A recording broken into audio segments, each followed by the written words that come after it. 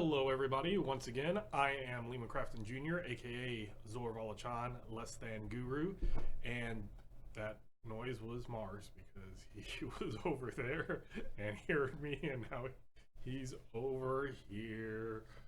So today I wanted to continue with the how I made Palladium my own. So yesterday I called it like Palladium making the game my own mechanics. So today I'm going to talk about making Palladium making the game my own setting.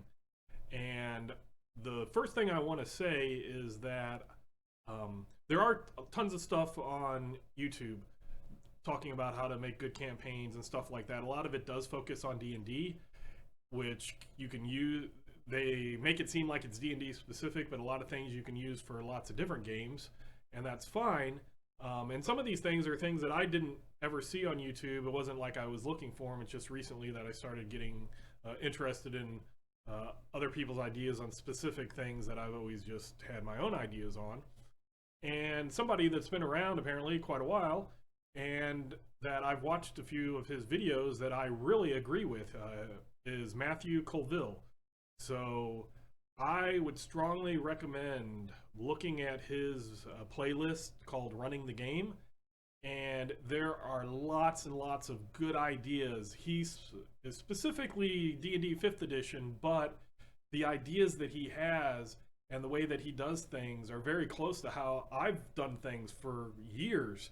And when I stumbled across his channel and watched a few of his videos, I'm like, this is exactly kind of the way that I think. He's focused on D&D, and I don't really like D&D that much. I like other game systems, but what he's saying resonated within me. And that's one of those things that I say, even if you don't like the subject matter, even if you might even not like the content creators' ways and what they're doing, sometimes there is something that you can grab from that. And Matthew Colville does a great job about telling you how to, or helping you make the game your own. So I do, and I'll put down in the description here, I'll link to one of his videos called Campaign 101, Your Town Running the Game. It's very good about how make the game your own, make that starting town your own, go out to the rest of the world, make it your own. And one of the ways to make it your own is snagging it from somebody else. That's perfectly valid, especially when you might not have a lot of time to do things. You might get, and he talks about getting a campaign setting, and as a campaign setting, there might be things in that you don't like. Change what you don't like, add what you do like, take things from other games and put into it. You don't have to keep it pure or anything. Because at your house table, you can use all the resources that are available to you. It's not like when you're trying to publish something and all the IPs and stuff have to be your own, otherwise you could get sued for copyright infringement and things like that. But when it's at your own table, bring in stuff all over from different places. And the thing that I'm doing here, as you can see, I'm in this little box down here, and over here I have the big thing is this is going to be my campaign setting. Now, it's not going to be Missouri, which that's the state for those of you who don't know, Missouri in the middle of the United States. But that little rectangle in the middle is the Nentir Vale from 4th edition D&D. Now, I am not running 4th edition D&D.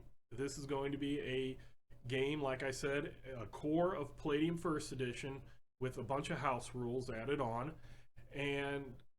But I'm setting it in the Nentir Vale. I like the idea of this area that doesn't have a lot of mass production of things. That it's not like every town you go into has, a magic item shop. There's basically one pretty decent sized town. I don't even know if I would call it a city, but a large town in the middle of the Vale. And then out on the west side, you have a small town, Winter Haven, which is where I'm going to start the adventure, the campaign. And then on the east side is another, maybe slightly bigger than Winter Haven, but smaller than Fallcrest, called Hammerfest.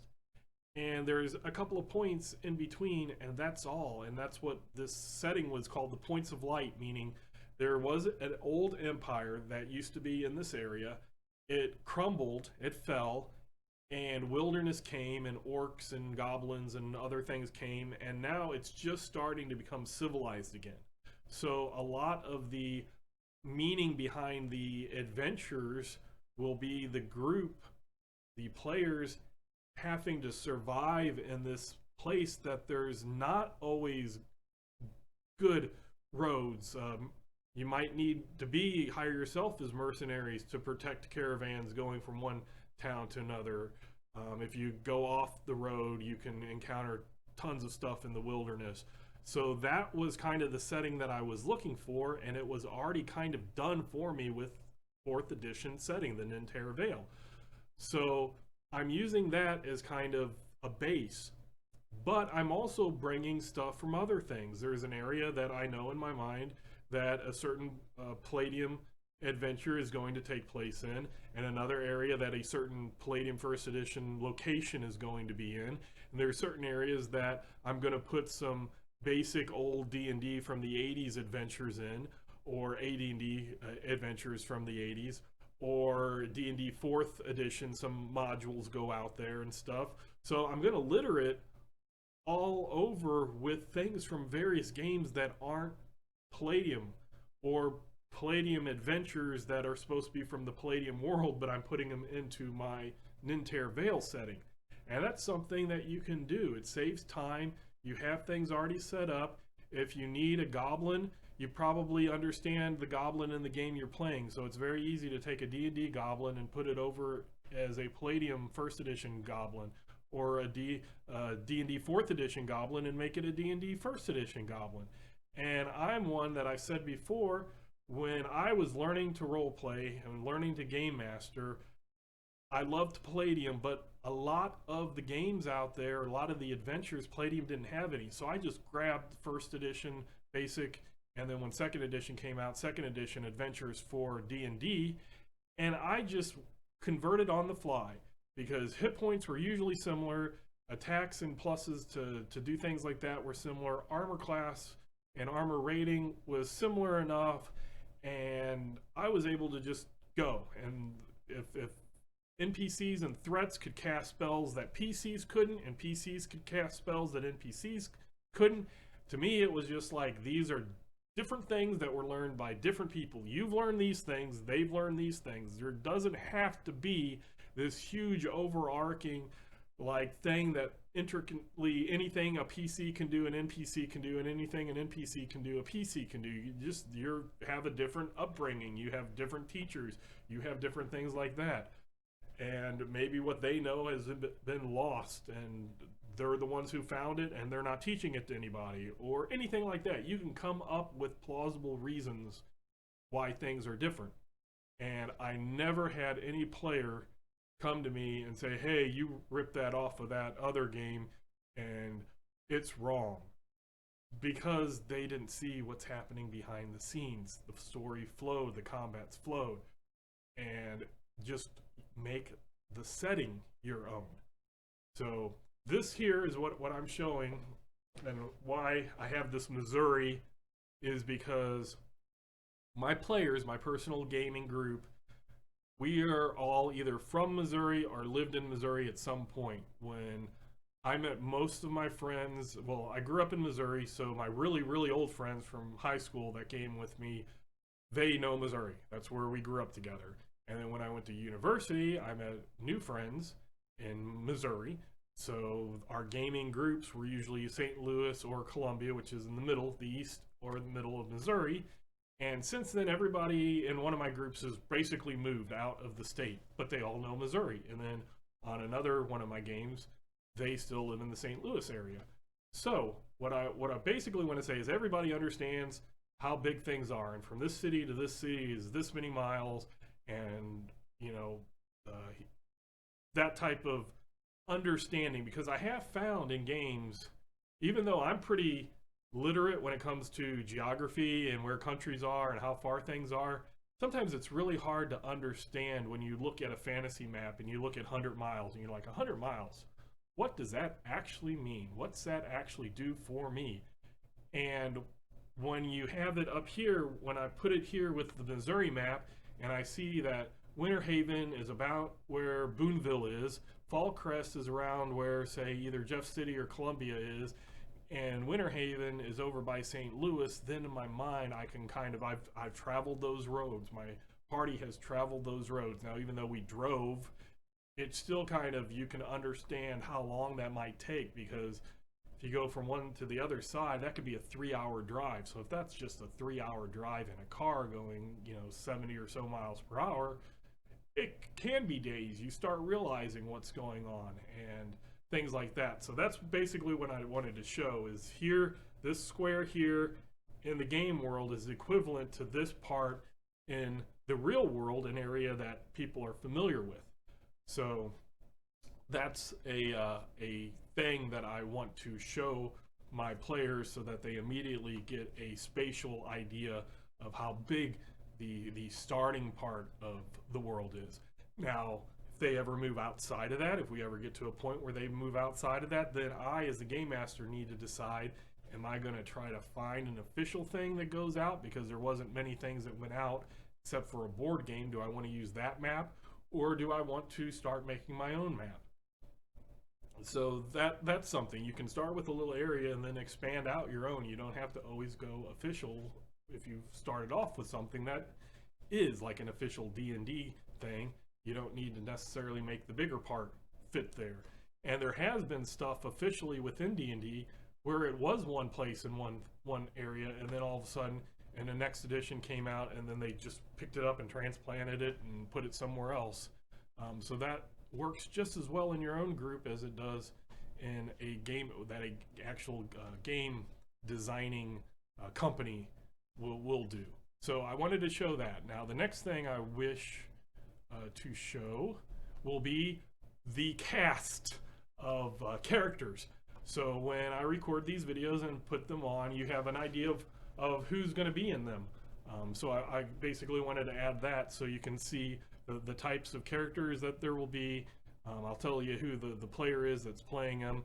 I won't get detailed because one of the things that I decided was I did decide that I'm going to allow any alignment and pretty much any race from the main Palladium book. There's 13 different races. I decided that I would allow all of them, except for some have minor tweaks.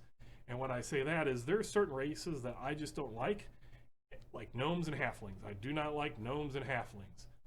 And hobbits. I just, for some reason, they don't appeal to me very much. The halflings from 4th edition that didn't have hairy feet like hobbits, those were a little bit better. But one of the things that I do like is, say, from the Dark Crystal, I like the gelflings. And I also, there's a series of books written by Dennis L. McKiernan that go through like the Iron Tower trilogy, Silver Call Duology, Eye of the Hunter, Dragon Doom, Voyage of the Fox Rider, etc. It's a whole long series of books that chronologically are over millennia. And they have a race there that are like little elves that are very extremely good with bows, like even better than elves, and they're known as Waros. And I really like that. So if somebody plays a gnome or halfling, I say, okay, you can use those stats, you can use that type of thing, but you, in my world, they're called gelfkins. So it kind of goes off of, they look like elves, so they're like elfkins, but then I kind of give it that dark crystal gelfling thing, so I smashed the two together and made gelfkins.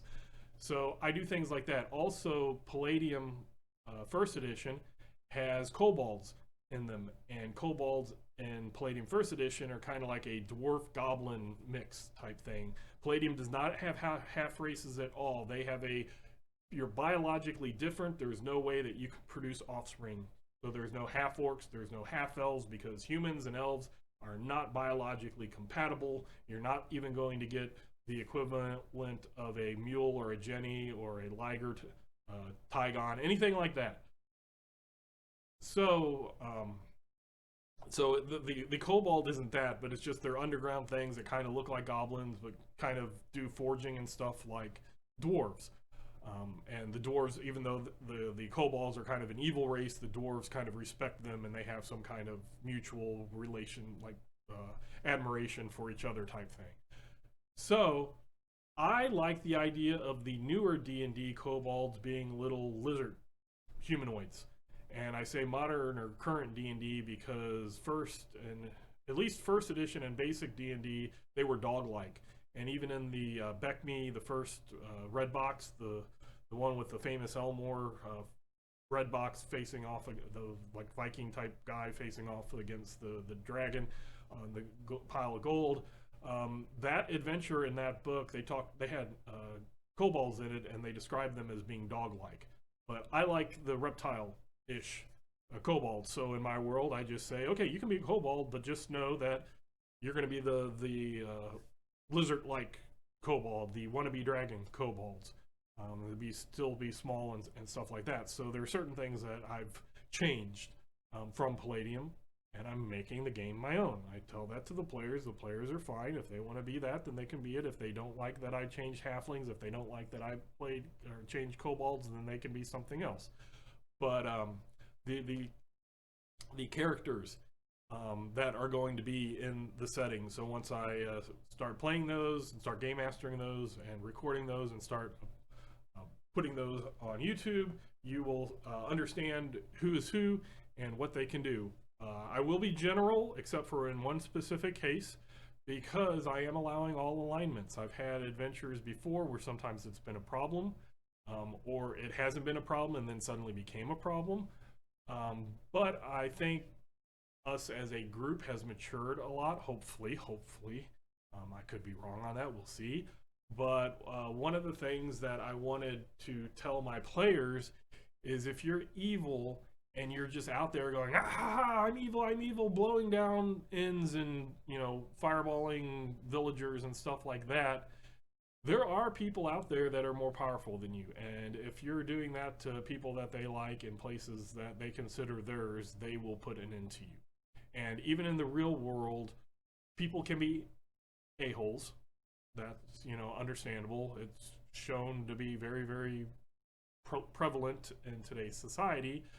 People just don't go around in our world killing people. They do, and they can be serial killers, but they're hiding that, and that's why they actually get to be serial killers, which means killing people at different times in a series, not just all at once. Even people that kill all at once, if it's public, usually they're found out and taken care of rather quickly, whether being arrested or being shot or whatever. They don't usually keep that type of thing going on, and I don't see why that is anything different in a fantasy type world, that your actions will have consequences. If you go out and you act all maniacal and laughing and haha, I'm killing everybody, something's going to come in to put you in your place. So just like in the real world where people might be evil, they might be very selfish, they might decide that bad things are okay for them, they usually don't publish it out loud. They usually don't just, talk about that type of stuff. So certain characters here may or may not be evil. Some might be good. Palladium has a weird thing where Kevin Simbita is like, change everything except for you can never be neutral. There is no such thing as true neutral. He thinks that any decision you make is leaning towards selfishness, evilness, or goodness. So he doesn't have neutral, he has selfish alignments. I use them as more of a guideline than a strict thing, because there's some weird stuff where you get into the good people can never tell a lie. Okay, so I can never tell a lie. So if this lie would save 1,000 innocent people, I can never tell it. So I go off of motivations. Alignments are more of guidelines, I guess, in my view. So if you look at the Palladium alignments and you watch my games and you see people are maybe not exactly taking to it, that's kind of what I consider the alignments are normal. Under normal conditions, that's what you would do. If there are certain conditions that put pressure on that, you might change certain things slightly for either the greater good or for the greater your good, etc. So to start off with, this character here is going to be a Wolfen spellcaster. Wolfen are big wolf-like creatures, and this character will be Bauer. Basically, a lot of my friends at one point had the same first name, so as a way to tell them apart, we just started calling them by their last names. So Bauer will be the one that will be playing this Wolfen spellcaster. And if you know Palladium, you know there's no character class called spellcaster. But again, certain people don't want to express exactly who or what they are. So I don't want them to watch this video and learn who everybody is. There's one exception, and that's because he's very, very proud of what he is, and he will proclaim to anybody and everybody exactly what he is. So Bauer will be playing a Wolfen spellcaster. And then I'll switch up. There's a close-up. I like doing my own art that I do in either Poser or Daz Studio. It's a 3D models that I can get, and I put different clothing on them. Basically, it's like playing dress up with Barbie dolls. I hate to say it as a 47-year-old man, but you get a model, you get different clothings and stuff, and you mix and match, and you can change. Or if you know how to do it, you can change and mix and match them. You can put different colors on them. You can make certain things invisible or add things to them. Stuff like that. But I use it. I can make that. Then that becomes mine, my IP, my copyright. And I don't have to worry that I am infringing on anybody's copyright out there. I'm not quite as good with maps, so a lot of maps I will snag off of online sources, but for any characters or creatures, I really try my hardest to do it myself for those reasons. So there's the up close of Bauer's Wolfen Spellcaster. This is the character that I get to say who and what he is. A troll paladin that will be played by Bob. Bob wanted a troll wizard and then rolled pretty decent stats. In this setting, I made people roll stats without any adjustments down the line. Palladium has actually different numbers of d6 depending on what race you are, so it's not a 3d6 down the line and then you adjust by race. It's if you're a troll like him, for your physical strength, you roll 5d6. If you're a human, you roll 3d6. So there is no adjustments after that. So that 5d6, that can't apply to the intelligence because the intelligence is something completely different. I think for trolls it might be 3d6, 2d6 or 3d6. I didn't look it up before this, and it's not that important. But what I'm saying is that I just made people roll, and there was no roll an extra die or roll 2 extra die and toss out the lowest ones or shuffle them around. It was just, you're stuck with that, and hopefully there's a character class out there, otherwise you might be a peasant. And it's just something I wanted to see. I'm trying to go old school with this in a lot of ways. There's other things that I'm kind of giving a little boost with certain things, but the whole thing is supposed to be old school, and old school is you roll. There was no point buy system, there was no maneuvering things. Now people back then did do it in certain groups.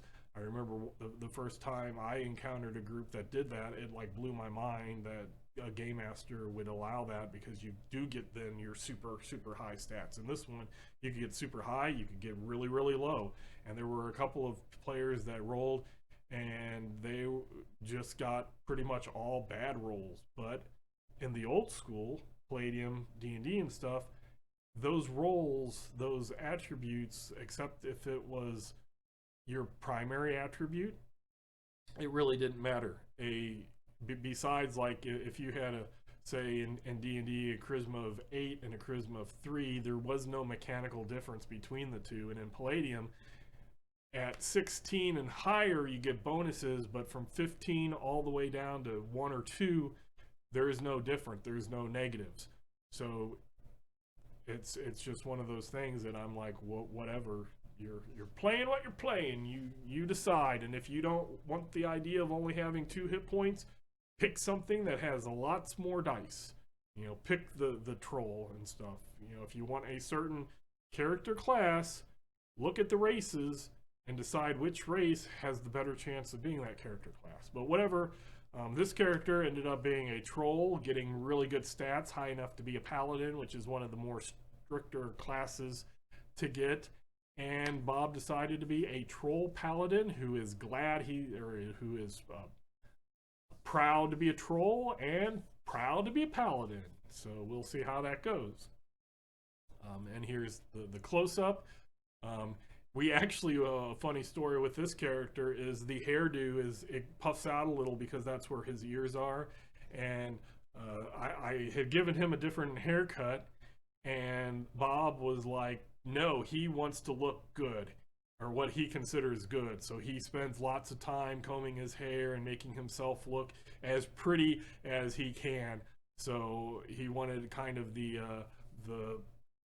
what do they call it? The Prince Valiant bowl haircut, but kind of goes down a little type thing. So this, I gave him like 3 or 4 different hairstyles, and this was the one that he chose. So it's, I think it's going to be a very interesting character. So that is Bob, the Troll Paladin. And here we have my brother, who is Jason and goes by Jay. He is a elf spellcaster.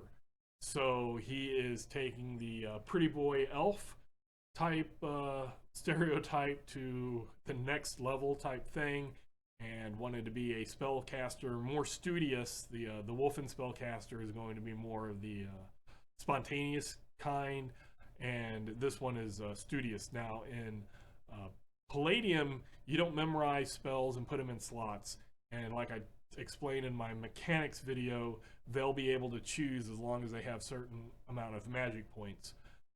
But there are ones that can learn spells or find spells and or pay to learn spells, and those are wizards. And then other ones, as they gain levels, they kind of intuitively learn spells. So this is the more scholarly type magic user. So Jason J will be the elf spellcaster. So there is the close up. And then here, Jenny will be playing a bear woman. And this is one of those things that you might have heard me so far and say, wow, he's really strict, not allowing things. Well, one of the things I was planning on doing was not allowing any races outside of the main book, because a lot of them, I think, the Monster and Animals has a lot of, you can use this as a race, and they tend to be very, very overpowered. And Jenny, though, as a person who a long time ago played Palladium First Edition, really always wanted to play the bear people, the bearmen, and that's a bear woman. Always wanted to play one, and never had the chance. So she really wanted to play it, and I looked. I didn't have my personal copy of the first edition Monster and Animals book was destroyed. On eBay they were like $55, which I thought was crazy and not worth it. But then I found one that had got added and it was lower, so I bought it. And I looked at the bear people, and they were a little bit overpowering compared to a lot of the other classes, but it wasn't too bad. So that was actually one of the things that made me decide to give a lot of the other classes something special. This class, or this race, I say class, I mean race.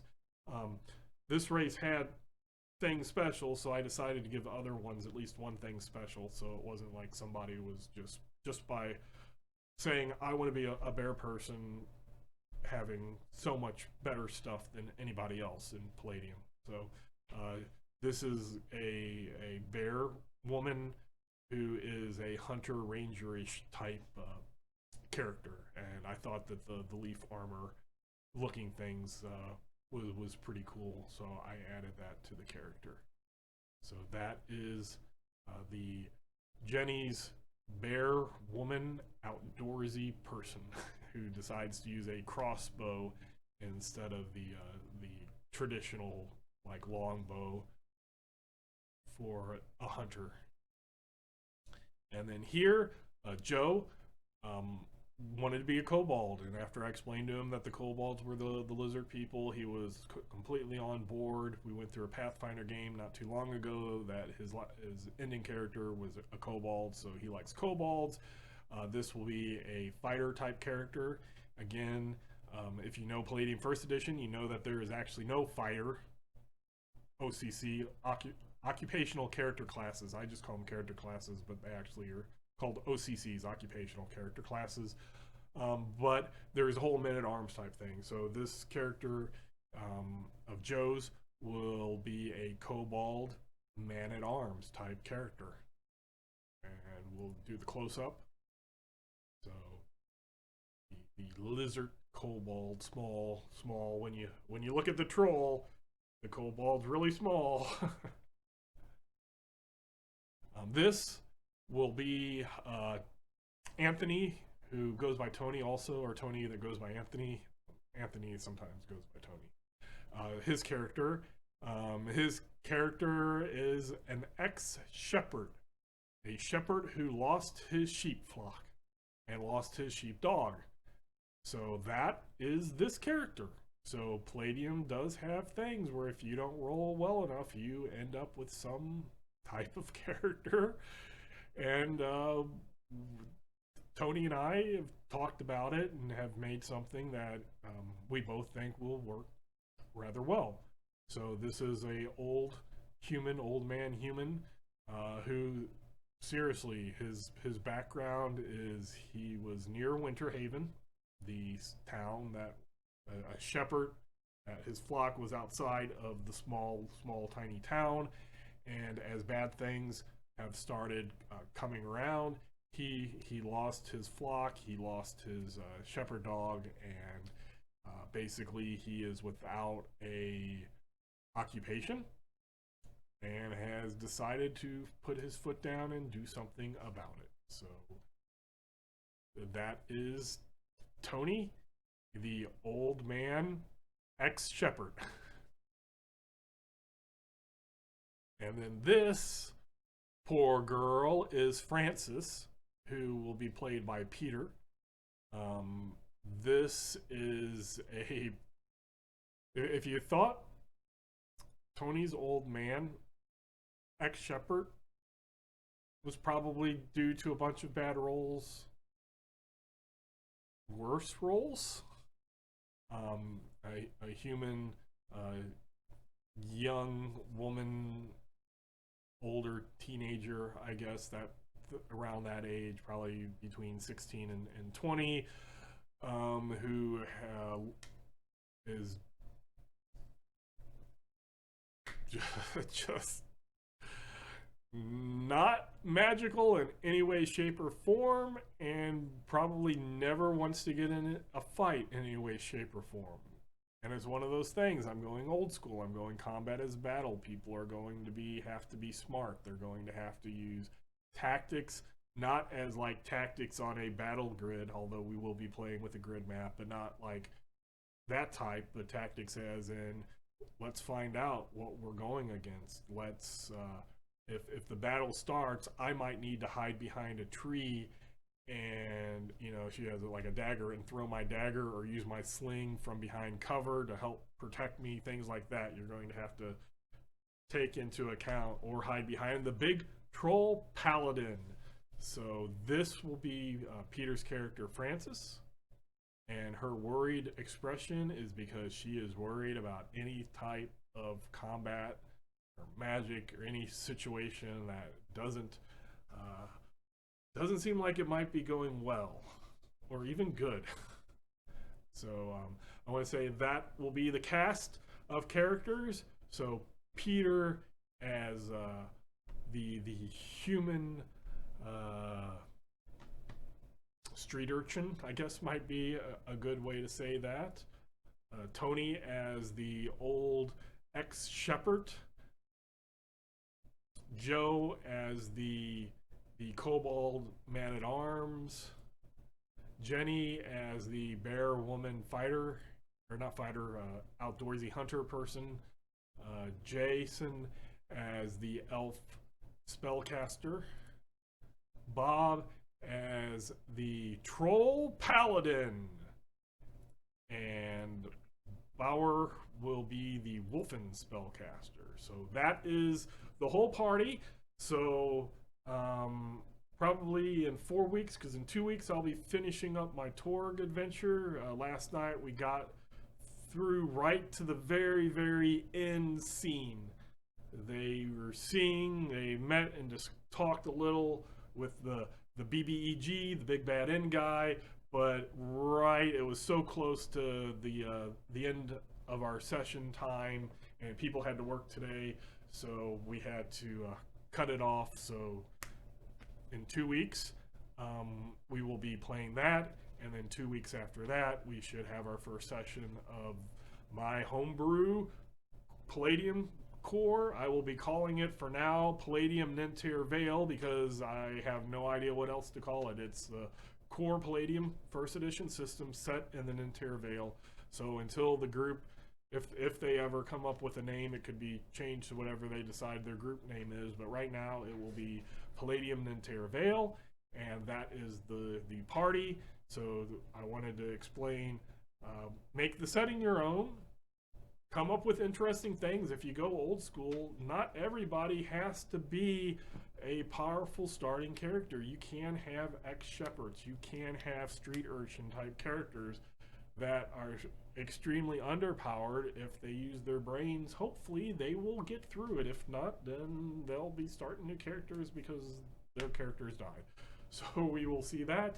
Again, if you want to hear more about making the game your own and stuff like that, not just from me, but from somebody else out who's been saying this for years apparently, click the link down there and watch Matthew Colville's videos. They're really, really good. It's one of those things that's crazy when I have an idea and I start talking about it here, and then a YouTube video pops up and I'm like, wow, the guy's saying the same thing I said, but he said it 4 or 5 years ago. So it's just one of those things. You have multiple people, and you have, maybe I explained it badly and you listen to him, and then all of a sudden it's like, oh, that's what Lehman was trying to say. So thank you for watching this video. If you like, if you dislike, subscribe. I got a new subscriber, so thank you for the person who subscribed. I had a comment that I added to my last video, which basically, because I was talking and I wanted to say something, but then I hesitated and was like, huh, is what I'm going to say actually the truth or not? So then I kind of blabbered on and made it like wishy-washy, and the person was like, hey, that's what you meant. And I'm like, yeah, I get in those moments and I'm on camera. This will be published, and it's not like I'm talking to a friend and my friend say, hey, you're actually wrong. And I go, oh yeah, you're right. Because it's a lot harder to do it that way. So I just kind of went wishy-washy, and then it was pointed out to me that what I was going to say actually was probably right, but I didn't say it. So thank you for comments. If I'm wrong, please tell me. I'm a big enough person that I can handle being wrong. So I'm Zorval Chan, or Lehman Crafton, aka Zorval Chan, less than Guru, and until next time, I will catch you later.